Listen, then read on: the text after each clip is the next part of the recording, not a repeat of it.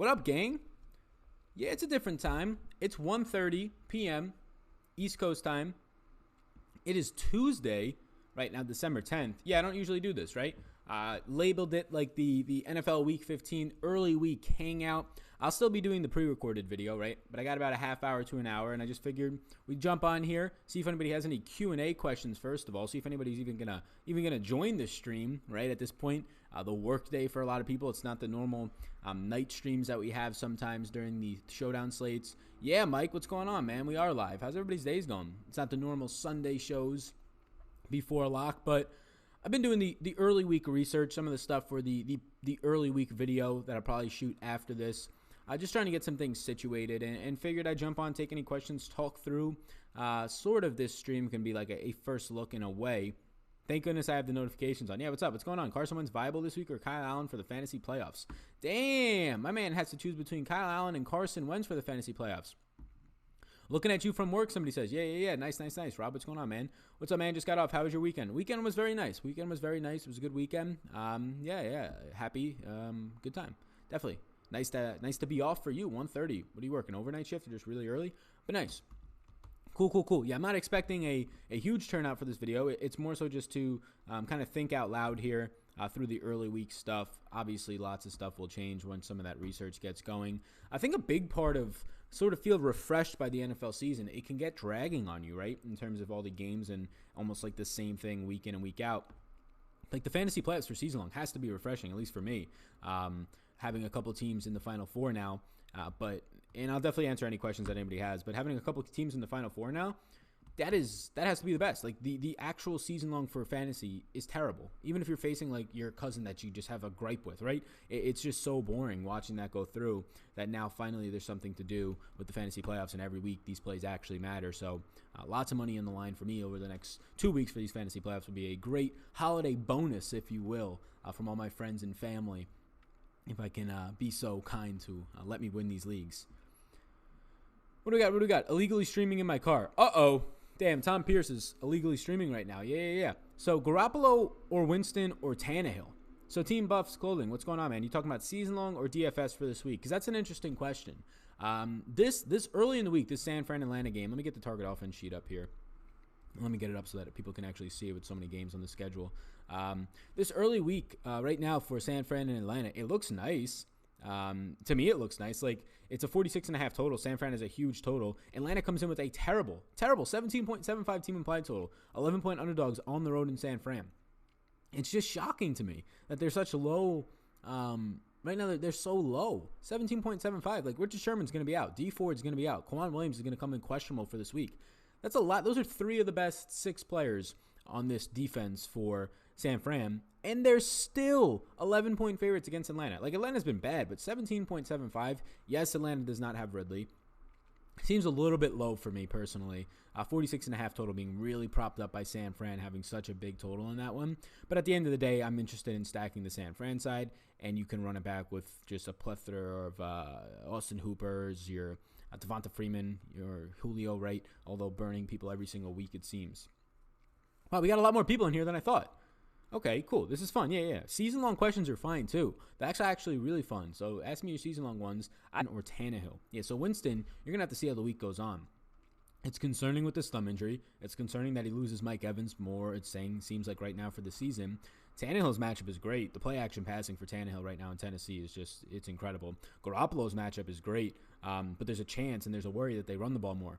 The good news for Garoppolo is that, well, one, his defense is injured, so there's a chance at least Atlanta can put up more points, forcing him to throw more. And then also Atlanta is, if anything, they do well. They stop the run, top half of the league compared to their secondary being bottom half of the league. So I think that early in the week, my indications, and I guess you can check back in later in the week on streams. I'll give you a clearer answer once my projections are out.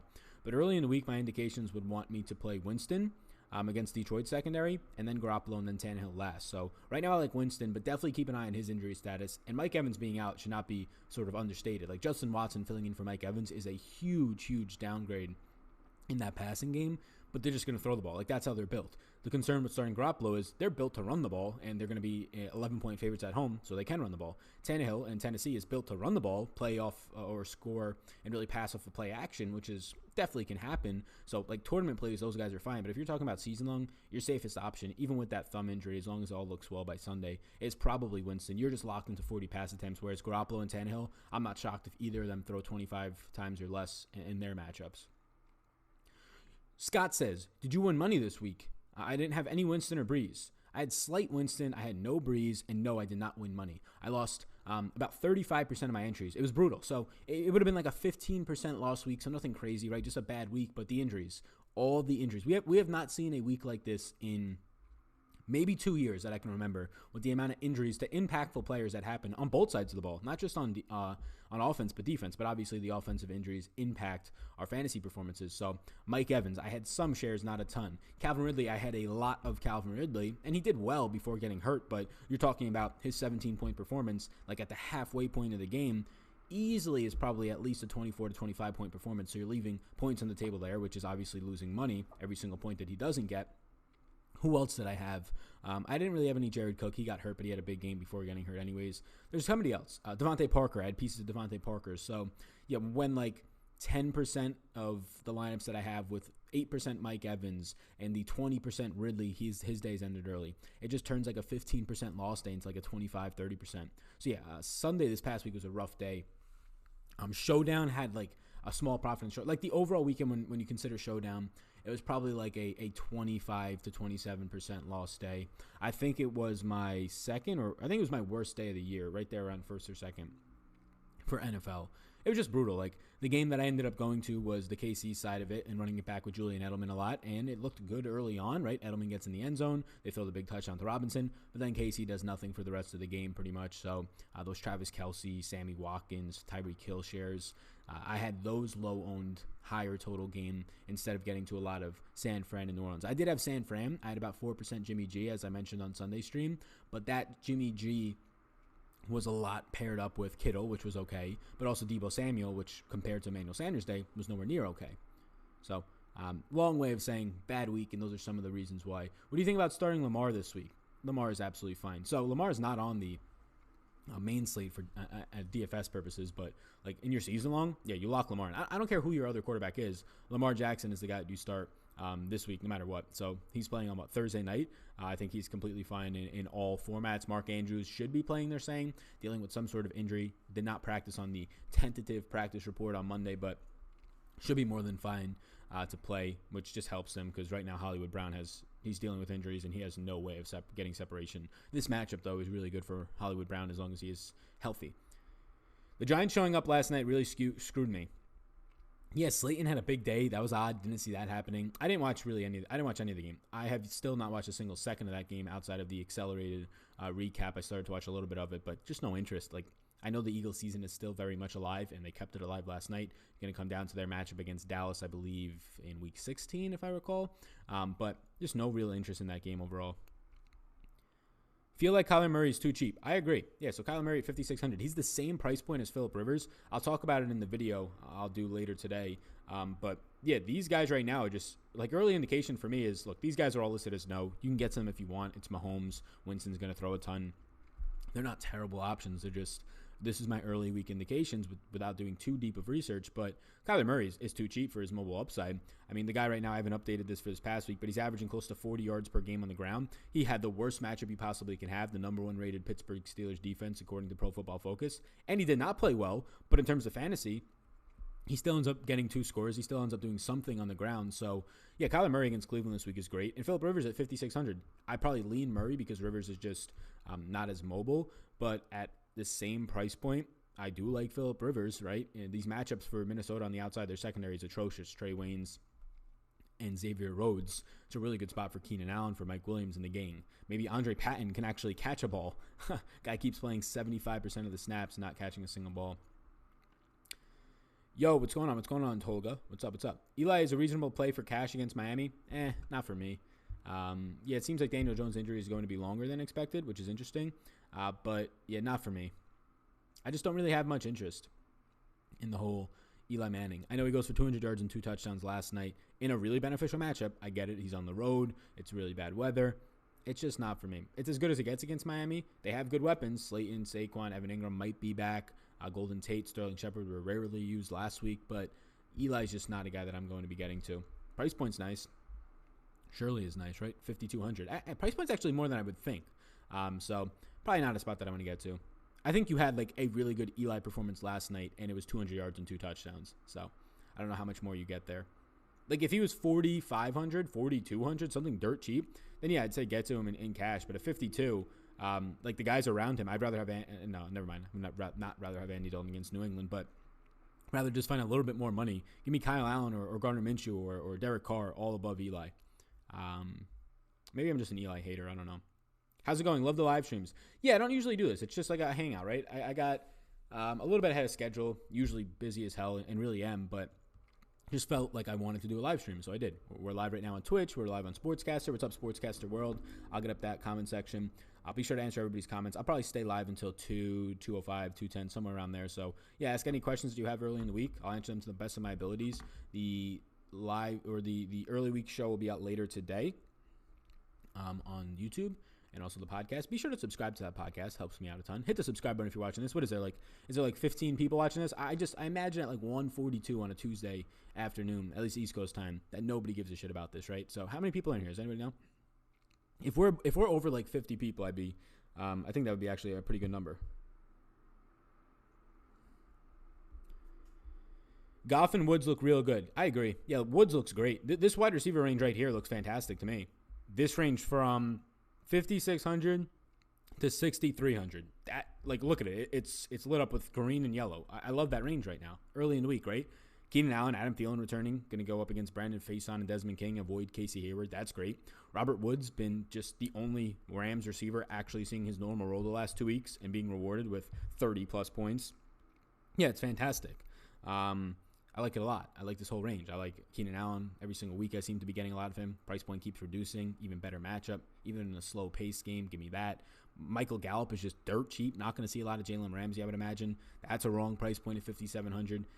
In a really high-paced game. Decent team total around 24. Deebo Samuel against Atlanta. Yes, they're huge favorites. It might not throw a lot. But at the highest team total of 28.75, 5,800 seems more than fair.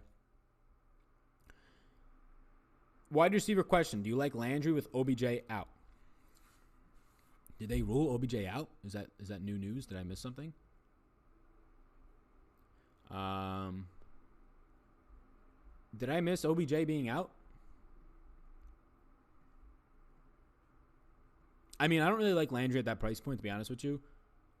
Is OBJ limited on his on-field chemistry? I don't think he's out. He's limited in practice. I don't think he is. He's just been limited nonstop.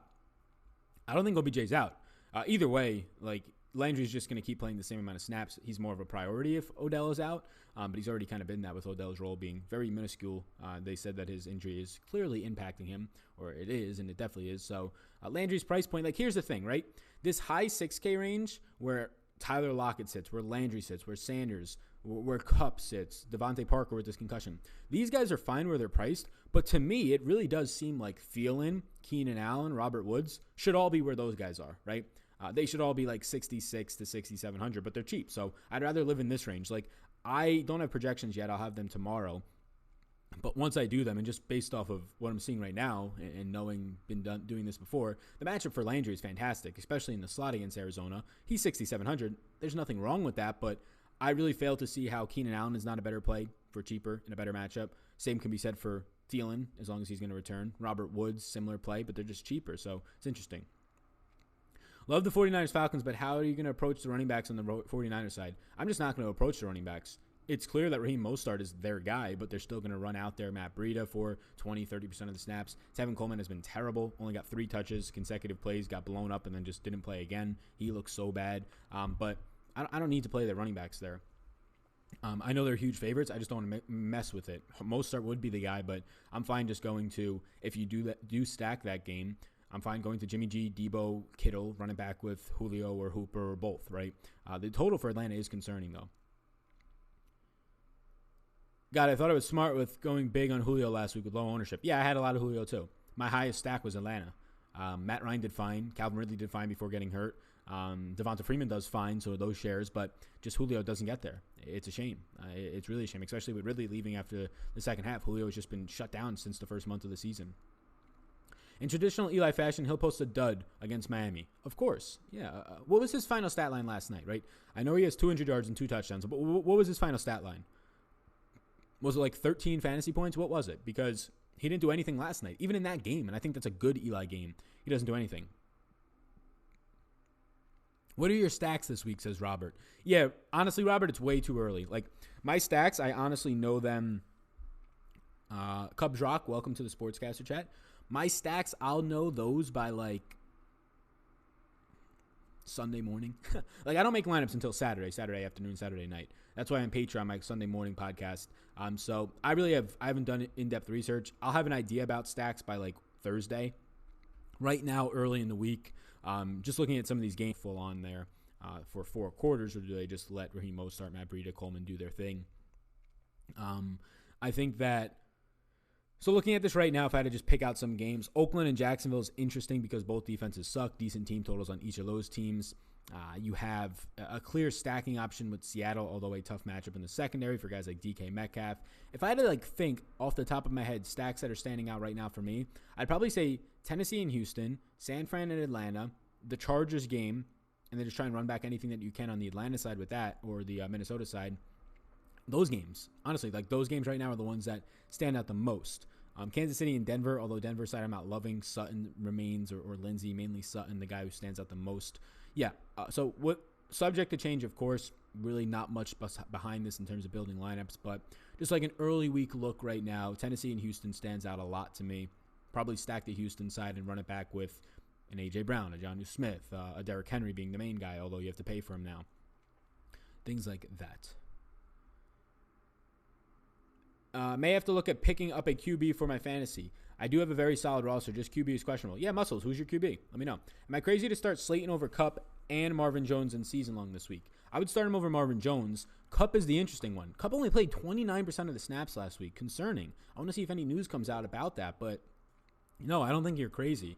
I still want to lean Kupp there, but Slayton's usage in the matchup is going to be great. I don't trust Eli Manning. I know what he did last night with Slayton, those 2 touchdowns. I just don't trust Eli Manning. Is it safe to say 200 points or more is what's going to win it? Yeah, 200 points. You have to score over 200 for sure.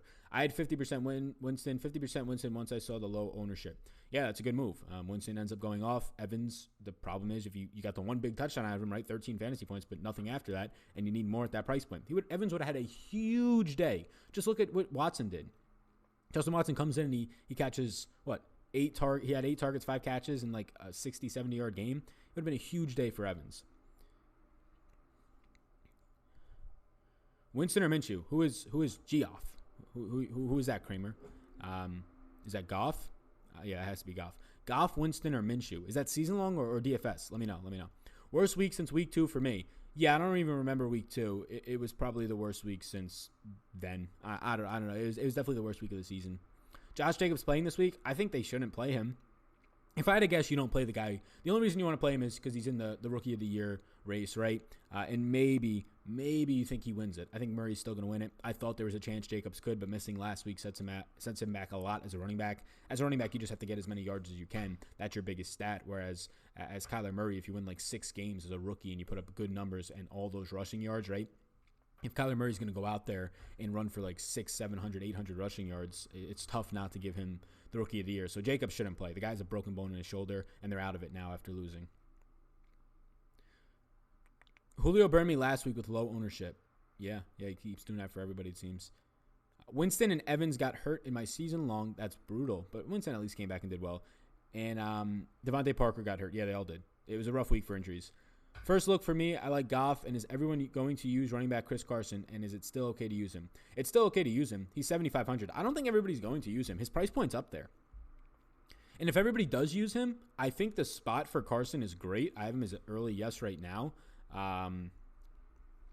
He seems good right now, Chris Carson, for me. 7,500 matchup against Carolina is beautiful. They're big favorites here. And not only are they 5.5-point favorites, but there's no Rashad Penny. He's done for the season. So all looks well, but he's $7,500. Like, there's no way I would prefer Chris Carson over Ezekiel Elliott this week for $300 more, you're locking in Zeke's role around the red zone and just probably a better offensive role. But Chris Carson, dating back to last year, is still top 5 in rushing attempts. So I prefer Zeke. But in the same price range, you're getting Leonard Fournette, who is going to lock himself in for like 20 to 25 more. And then you're going to lock yourself into just Saquon Barkley, who is still going to see 20 touches. So these guys in the 7K range, yes, I like McCaffrey. This range right here is just filled with guys who are going to touch the ball 20 to 25 times this weekend. And that's fantastic. You don't usually find these good of players in this range. They're usually 8K or so. So, yeah, I think Carson's in play for sure, without a doubt. Would it be smart to play Goff, Woods, and Higbee? Well, you have to see what happens with Gerald Everett, but I think all three are fine. But if Everett is in, I wouldn't want to play Higbee. Sal, what's going on? What's going on, Tommy? Matty Ice is too cheap in my opinion. Yes, he is, especially because Richard Sherman, D Ford, those guys are going to be out for San Francisco. The team total is low, but I think Matty Ice is way too cheap. I like it, Sal. Like a Twitch stream, I can dig it. Yeah. Probably not. We're not going to do this every day. Maybe once the NFL season's over and it's just NBA, I might work into my schedule, if not every day, like 3 or 4 days a week, an afternoon, just stream for a half hour to an hour. This one, we're going to go like 40 minutes or so. But yeah, I had some extra time. Really, honestly, this is just more relaxing for me. It's not me having to put together content. It's me just on here discussing, communicating, answering questions, just having a conversation. So this is really fun for me, actually. Streaming is probably my favorite thing. It's just finding the time to actually stream with the work that I'm doing. The NBA NFL crossover, the workload is just, honestly, like next year I'm going to have to situate it differently because the workload's insane. It is like I wake up at like 4:30 every morning, and if I wasn't in a relationship, I would probably, and this is to my detriment, like if I wasn't in a relationship, I'd probably work until midnight. So thank God I'm in a relationship, so I'm held accountable to actually not be working nonstop, because I am without a doubt a workaholic. Also trying to figure out, I think I'm going to try and start breaking into different industries as well, keeping the fantasy stuff going, but I'm thinking of doing some sort of, not entrepreneur based, but more money management, not even money management. I don't know the right word for it, but business savvy type of podcast. Thanks for answering, Sal. Appreciate your work. No problem. Yes. Yeah, so what do you guys think of a business savvy? I won't say the name because I haven't trademarked it yet. I don't want somebody to go steal it, but I've had it for a couple of months now. Might launch a podcast on it. And go from there. There's so much competition in that space. That's the issue, but it's fun. It's fun to talk about that stuff. The issue with podcasting too is, and this is something that I have to try and curve, is you just need guests. You need either a co-host or guests. Otherwise, solo podcasts really, really don't do well. So that's something I try to work out as well. What's going on, Sean? Zach Neighbors. Zach, what's going on? How's the channel going, man? I gotta check it out. Go check out Zach Neighbors. He just $2 donation. Awesome, thank you. The afternoon tip, the $2 afternoon tip. How about that? Thank you, Zach Neighbors. Yeah, check him out. I believe Zach is doing DFS content as well. You can check him out. He's in the chat. Zach Neighbors. Easy to remember the last name. Your neighbors. Hey, Sal, I'm new and I love the content. Can you explain with a bit more detail what makes players cash versus GPP viable? Caleb, what's going on, man? Yeah, of course. So in cash games, you don't have to beat 80% of the field to cash, right? Only 20% of the field cashes in GPPs. Most cash game formats, I consider 50-50s, and head-to-heads cash, double-ups, I don't consider just in the same bracket as that, but you only have to beat 50% of the field. So when you only have to beat 50% of the field in cash compared to 80 to 99% of the field in GPPs, you have to get a little bit more creative and maybe take on a little bit more risk in GPPs. You have to look at ownership in GPPs. So if a guy's highly owned and you think, you know what, I got this guy who's lower owned and he's projecting out similar for me, I'm just going to play him, that's a good move. You should always be taking into account ownership. Whereas in cash games, you don't really need to worry about ownership. If anything, if you don't play a chalky guy, it could hurt you because everybody you're playing in cash might have him, and then you have bad leverage there. So the basic thing in cash games, at least for NFL, is you want to get as many carries or touches and targets as you possibly can into your lineups, at least projections. You want to build a more safe lineup, but not safe to the point where they have no upside, right? Whereas in GPPs, you want to definitely leverage ownership. You want to have more upside. It's more of a, maybe not boomer or bust players. You don't want your guys to just go out there and be Deshaun Jackson every single player in your lineup, because it's very rare that all of those boomer bust guys ever hit in the same week. But you just want guys that just are going unnoticed for one reason or another. They don't have to have zero floors on them and just 30-point ceilings. They can very much so have a 15-point floor and a 40-point ceiling, right? It's just a matter of getting a little bit more creative with your lineups. And at the end of the day, ownership is the biggest difference. Ownership matters because, again, you only have to beat 50% of the field for the same amount of payout as your other opponents in cash games, whereas in tournaments, there's $1 million on the line, literally, in the NFL. you have to get different. You have to leverage ownership. The guy who's 40% owned in a bad play or maybe has some flaws in him more times than not in the NFL is worth getting away from. Hanging out during my lunch break. Nice. Appreciate what you do, Sal. Thank you, Michael. I appreciate you. I'm hoping I claim Garoppolo. Going to drop Kyle Allen. I would definitely get Jimmy G over Kyle Allen in season long this week. Like video, you savages. Takes literally 1 second, somebody says. Yeah, definitely like this one. This one's actually going to survive. Most of my content survives for like 24 hours or 2 to 3 days at best because, it's DFS. Nobody cares about what happened last week in the NBA. That's another issue with the content that I create. It's that day. It's so in a bottle. So like the idea of trying to create another avenue of content, totally not through this channel, different podcast, is to create more like long-term. Somebody can find a podcast I made 2 years ago and it actually helps them, right? Whereas like the YouTube video about the 2018 like March 27th basketball slate, nobody's ever going to watch that again. Huge fan, man. Love the content. Thank you, Brandon. Thank you. Watson from Tampa. Yeah, Justin Watson from Tampa seems fine. Evans is going to be out. He ran in his place mid-30s in routes, would have ran about 40. And this is an offense that's going to throw the ball, right? You know that Winston's going to throw 40 times against the Lions. That's where their best matchup probably is. The Lions' defensive line up front has gotten a lot better the last 6 weeks, a top 7 run defense. So this matchup at 3,700. Look, Justin Watson and Isaiah Ford, these guys right here, it's going to be interesting to see what happens with Devontae Parker and Albert Wilson this week. But there's a chance that I actually do like getting to Isaiah Ford and Justin Watson. Sounds gross, but we saw Ford come in and see 9 targets. Now he has the dream matchup against the Giants, and Justin Watson has a fantastic matchup against probably Rashawn Melvin this week. Any thoughts or interest in Locke versus Kansas City? Yeah, Drew Lock looked great last week. A lot of that was probably the matchup. Kansas City is, at least he's at home this week and not in Kansas City. Kansas City is a much improved defense. The pass rush has definitely come on since getting healthier the last 5 or 6 weeks, which always helps out your secondary. Right now, for me, nothing stands out for Locke. I just think there's so many other options. The only thing that does stand out for Locke is his price point, but even that has come up, right? 5,700 in this range. I'm hard-pressed to want to get the Drew Lock over Murray, over Philip Rivers, over Matt Ryan, right? So if Locke was still 4,700, maybe 5K flat, I get there. But the price points just come up. Like, he has to have a solid week at this price range. He can't have his rookie week like he did 2 weeks ago. Tommy Mullen says no. I don't know what the no was. I forget. Who is the Tampa Bay receiver to replace Evans? It will be Justin Watson. He had a good, okay to good preseason. He looked good last week. 8 targets, I believe. Yeah, Justin Watson. Yep. Darius Slayton, 4,600 versus Miami. Yeah, this wide receiver this week, I have like 30 guys already starred. Wide receiver is going to be a bear this week. It's just every stud at tight end, so wide receiver is hard to pay up for. I think this is my favorite range at wide receiver without a doubt. I think I'll live here a lot when I'm not stacking. Even in some stacks, I'll get here a lot. And then this is just the issue. Like, look at all the value guys. I'll parse through these guys, and obviously some of them will become no's. Like, maybe I don't get to Evans or Miller, right? Some of these guys might just become no's. But, yeah, Slayton's 4,700 against Miami. D.D. Westbrook has to be in play with potentially no Shark. And this is only if Shark is out, but against Oakland. Mike Williams against Minnesota, great matchup. Pairing him at a cheap price point with a cheap Keenan Allen seems great. Brandon Cooks has been terrible. They actually played... Brandon Cooks, I don't think got hurt. Maybe it's just his head is actually messing with him. Scary. I mean, I had a concussion that lasted. It still bothers me to this day. 3 years later, it bothers me in high stimulant environments, like just like Walmart. I'll go in Walmart and I'll be messed up.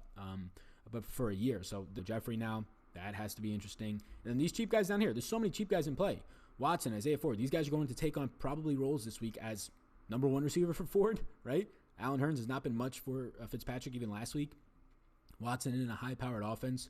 Chris Conley has to be of mention, even though he hasn't been doing much. If there is no Shark, has to be of mention. And then you get Kiki Kute if there's no Fuller. Christian Blake is very meh to me. Greg Ward. 10 targets last week for Greg Ward at the minimum. That's maybe not tournament upside there, but if there's no Aguilar, Greg Ward is going to run 35 routes. He's going to see 8 to 10 targets. He's going to have to be in play if there's no Aguilar, at least in cash games. Captain Slayton was beast last night. Did you win all the money? Godwin. Yeah, Godwin's okay this week. If you're paying up, I think that if you're paying up for wide receiver this week, I like the 2 all the way up pay-up options. Godwin against Justin Coleman, probably some Slay, and DeAndre Hopkins.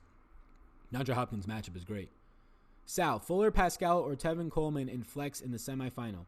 If Fuller is playing, give me Fuller. If not, Pascal. So if Fuller is healthy, go Fuller. If not, Pascal. I would drop Tevin Coleman.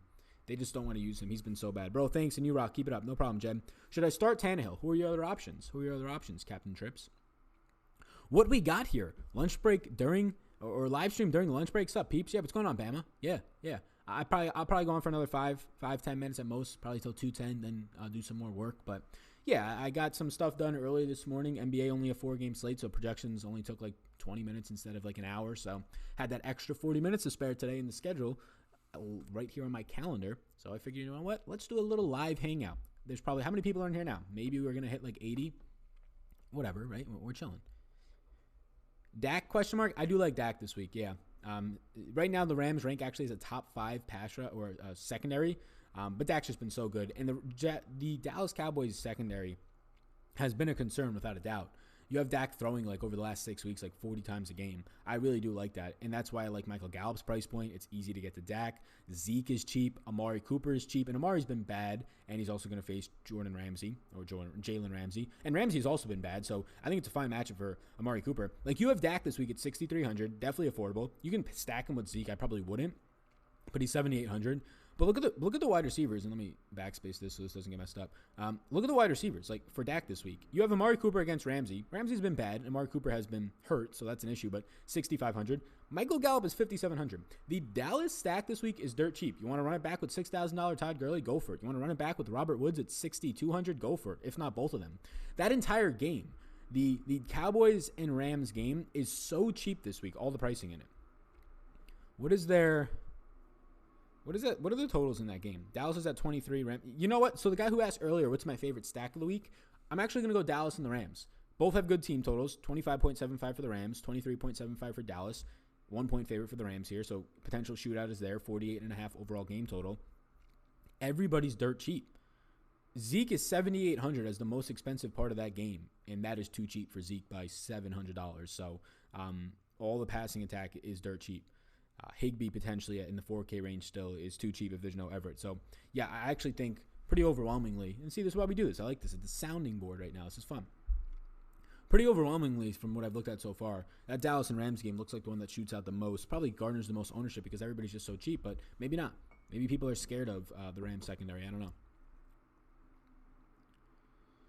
Rodgers or Winston, Montgomery or Mack? Season long?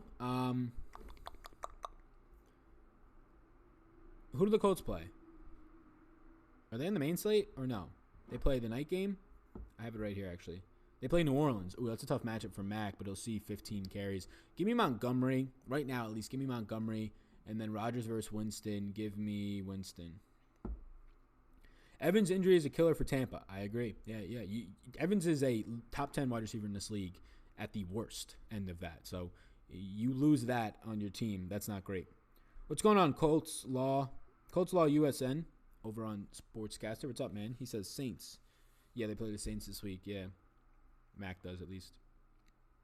How's everybody on Sportscaster doing? Got that on my phone. See the comment section there. Kyrie is ruled out for tomorrow. Man's never going to play again. Is Lindsey just a cash game play? Does he have GPP upside? I think he's more of a GPP play. Cash game, okay, I guess. Like, you're going to get a stable probably at this point. He's just out-touching the hell out of Royce Freeman, even though they're playing similar snaps, but they said they want to commit to making him the main back. You probably get, at that price point, a stable 15, 16 touches, upside of like 18 to 20. At that point, you're looking at more GPP. At his price point, like 10 fantasy points, he gets you more times than not. So cash is just, I think you can do better, right? DeAndre Washington might open up.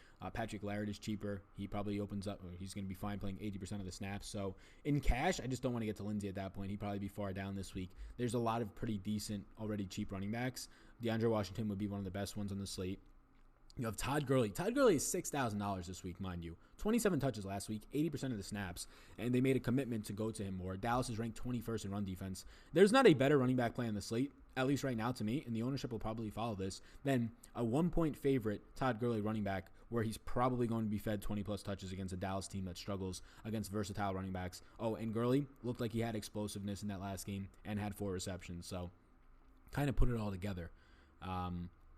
But yeah, DeAndre Washington and Laird stand out. I keep calling him Laird. It's Patrick Laird. Laird stand out as like the cheaper options and nice matchups here. DeAndre Washington would be the guy I wanted the most there. But then in the mid-range, lower mid-range, Gurley just seems fantastic. Lindsey could be a GPP with QB change. Yeah, I agree. What is the optimal lineup construction with GPPs? As in, do you enter duplicate lineups in single contest or enter similar lineups in different contests? Figured I'd ask, as this is more laid back. Yeah, definitely more laid back, Braxton. What's up? So I'm trying to, let me think about what you're asking there. I definitely don't duplicate my lineups in the same contest. I think you entering a duplicated lineup is an issue. You never want to have, you want to have as many unique lineups as you can, right? Meaning that that's the only lineup in the contest. You, like going in there and personally entering your same lineup twice, automatically kills your EV. You're pretty much saying, all right, both of these lineups can't win, so I'm going to knock one out here. Or if it does win, it's going to split with at least this lineup and many others, so your automatic profit is dropping. So you entering duplicated lineups, your upside of winning is just so much lower because you're literally cutting into your own profits with your own lineups. And that's not to say who else has that same lineup. So the goal is to have as many unique lineups as you can in every single contest because it gives you as many opportunities to place first, second, third, all by yourself if you have a unique lineup. So no, the goal would never be to duplicate lineups in any format unless it's obviously cash. In cash, I play the same lineup into every single format. I play one cash lineup. Hey, Sal, I played Slayton last night in the playoffs for season long. He took over and got me the win. I was a touchdown underdog until last night. Hey, that's nice. So you won that, right? So you're in the semifinals now, Bama? That's awesome. Yeah, I was off of Slayton. I had none of him. I marked him as a no. I put him down the tiers in the showdown slate. So my bad. But yeah, I mean, I don't think anybody really saw that coming in a bad weather game. Eli starting literally 0 targets with Slayton in his career, whereas Shepard's the other outside receiver and he has all the targets in the world. Just happened to be Slayton's night. Big touchdown catches, right? Flash drafts last night on the New York Giants game won me money. Big money on DK. Yeah, I don't know what these flash drafts are. I still haven't looked at them. What are they like, Sugar? Just be contrarian for GPP. Yeah, exactly. Ertz is a lock with all the Eagles wide receivers banged up. Yeah, $6,000 Zach Ertz seems very nice right now. All the good tight ends are on the slate this week. All of them. Look at this. And Draftkings priced them properly. So if Evan Ingram's back, I like him. With Eli under center against Miami, I like him. But I like Ertz right now. Ertz has a he has a legitimate 15 target upside. What's up, Sal? I love your work. Thank you. Would you start Mostart for San Fran this week for season-long playoff game? It seems his carries are going up each week. Thoughts? Who's your other options? I think he's the best 49ers running back, but Breida is going to get another week healthier. Like Mostart's upside as a huge favorite is probably like 16 touches this week. I'd project him for somewhere around like 14. So, yeah, you can start him, but who are your other options? If they're like terrible options, then yeah, go for it. But I wouldn't be starting him over Todd Gurley, over... like he starts to become a question like around the Joe Mixon range based on those matchups. Michael Thomas versus the Colts. Yeah, that sounds completely fine. Yeah, definitely. Always Michael Thomas, of course. Yeah, like the Colts don't allow big plays, but Michael Thomas lives on not needing big plays. You saw that last week in San Francisco. The guy will just catch 8-9 yard passes. He'll catch 10 of them in the game, and there you go. He has 112 yards and a touchdown. Allen Robinson or Keenan Allen for the playoffs? Give me both of them are in good spots. Give me Keenan Allen if you only have to pick one. Waiting for Al Smizzle to call you in for a cage match, somebody says. I think we got like 2 more weeks of that. But, yeah, if Al ever wants to do it, I'm down for it. Weeks getting tougher, trying to figure out who will get pulled early, Sal. Yeah, no, that's really not an issue until week 17. And more times than not, nobody's going to get pulled early. Like last week was just a random week where the 49 or the Chargers are up by 35. So they pull their starters, of course, in the fourth quarter. Thoughts on NBA tonight? You haven't looked much into the slate. The projections are out. My NBA projections are out there on Patreon. You can check them out. But I think the slate's okay. There's no real pay-up options. I don't really want all the way up for Trae Young. Embiid's in a tough spot. Brad Beal, Butler, those pay-up options, they look okay. Got first in your fantasy draft free roll, and they gave me a $25 ticket. Nice.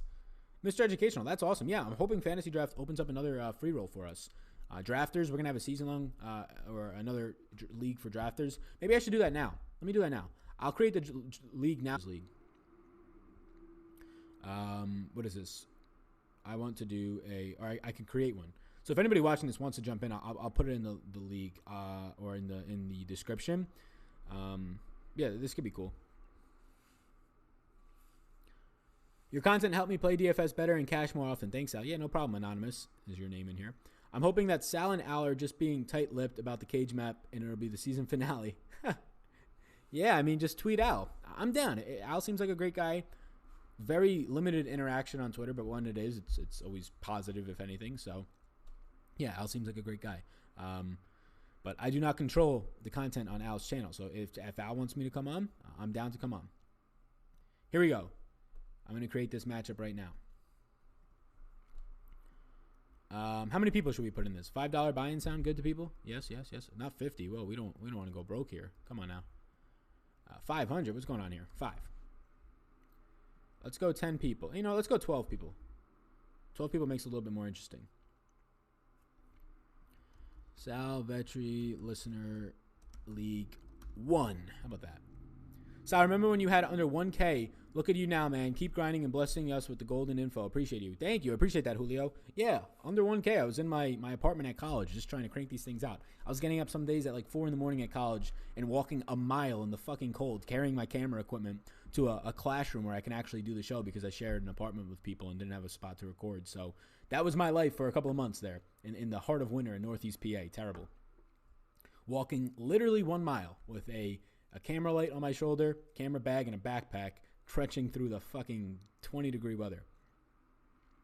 Have you ever thought about doing a weekend recap showing your old lineups and breaking them down? I did that for NBA last year. There's just no traction. It's just a waste of time. Like, it takes like an hour and a half of my time on a so I can't do it now, or I couldn't do it at least because I was doing the Pat Mayo show, and the Pat Mayo show was, let's do this one we're going to schedule this draft for, and I'll finish that thought. Let's schedule this draft for Saturday let's do Saturday at, we'll say, let's do Sunday. People will be active on Sunday. Let's do Sunday at 10 a.m. Sunday at 10 a.m. for people, if anybody's interested in watching this. We'll do very fast picks next. All right, so I've been doing Pat Mayo show for the last 2 months on Monday. Go vote for Pat, actually, in the Fantasy Betting Analyst of the Year award.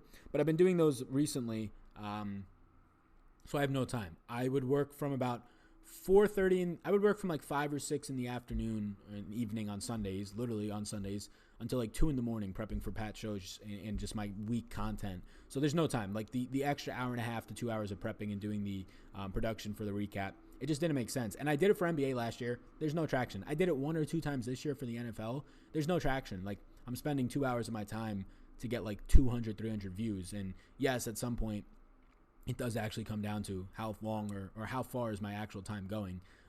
If there's much better and more optimized ways and a greater reach that my time can go towards making videos, it has to go there. So the subscribers, and I can make those videos, and they actually, as this being my full-time job, made sense for me to do that, I would. But it doesn't. Like, those 2 hours of my schedule, they are being spent just in much better ways right now.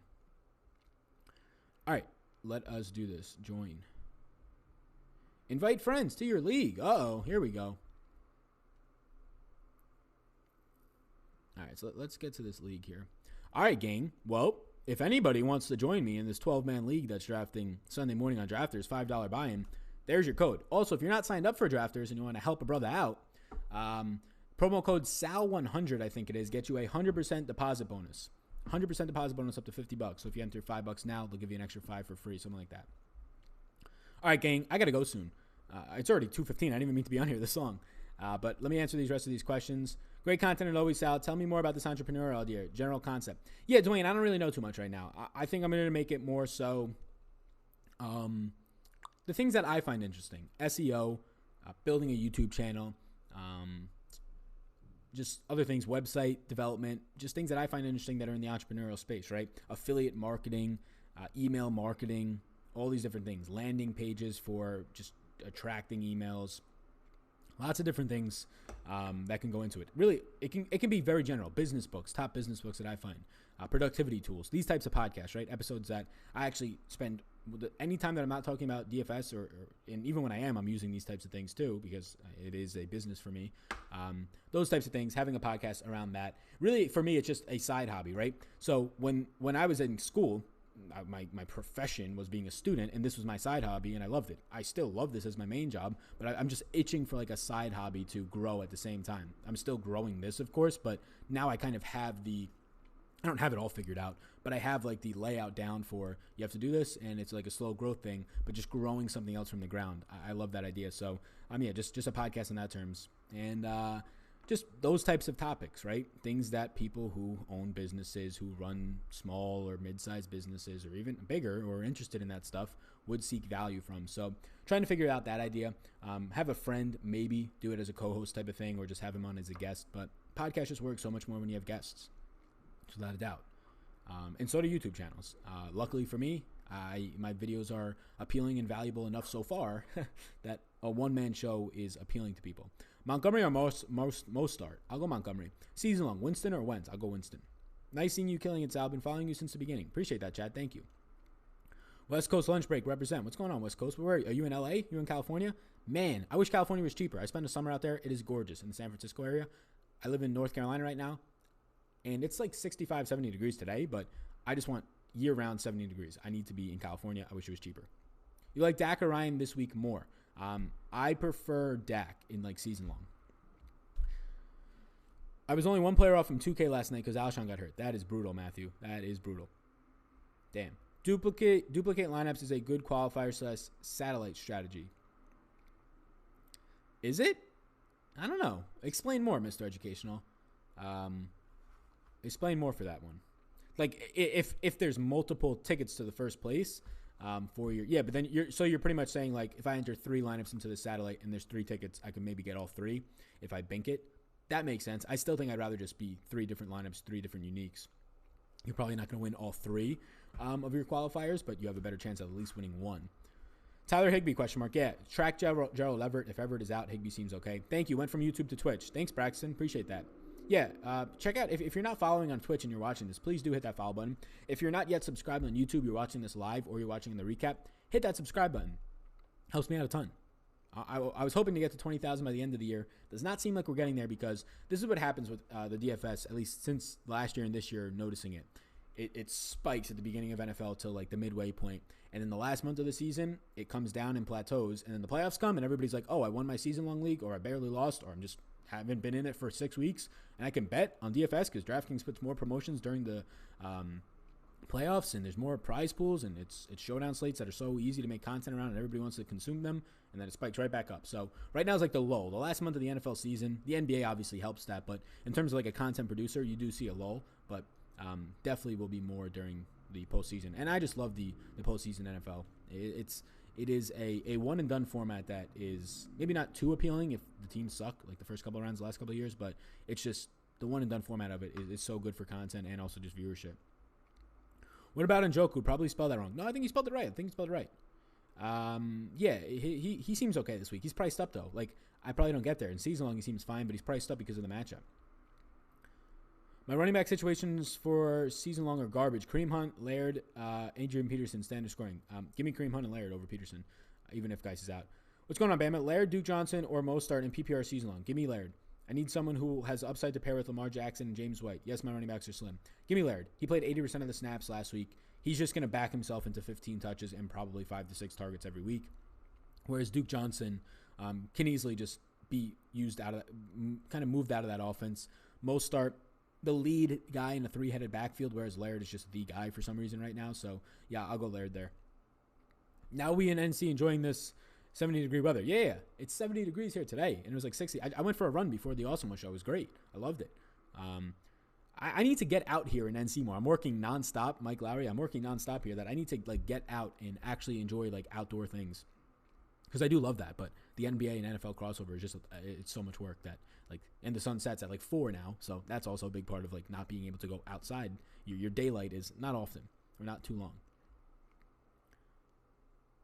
Virginia getting snowstorms tomorrow and warm last 2 days. Damn, that's terrible. Another question. What is the optimal way to build your bankroll that you have found to be most successful? Greatly value your opinion. Thanks, man. Keep it up. Yeah, so I've been playing a lot more tournaments this NFL season and probably to my own detriment.